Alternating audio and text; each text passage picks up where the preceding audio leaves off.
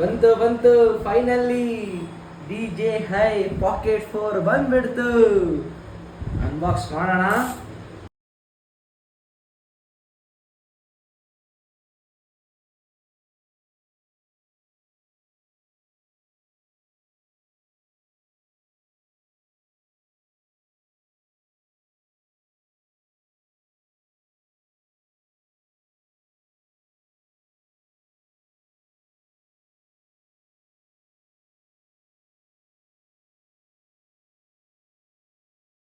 ತುಂಬ ದಿವಸದಿಂದ ತಗೋಬೇಕಂತ ಅನ್ಕೋತಾ ಇದೆ.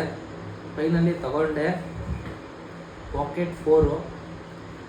ಏನಾದ್ರು ಹೊಸ ಸ್ಟಾರ್ಟ್ ಮಾಡಬೇಕು ಅಂತ ತುಂಬ ದಿನದಿಂದ ಅನಿಸ್ತಾ ಇತ್ತು. ಸ್ಟಾರ್ಟ್ ಮಾಡೋದಕ್ಕೆ ಮೊದಲನೇ ಹೆಜ್ಜೆ ಪಾಕೆಟ್ 4 ಸ್ಟಾರ್ಟ್ ಮಾಡ್ತೀವಿ.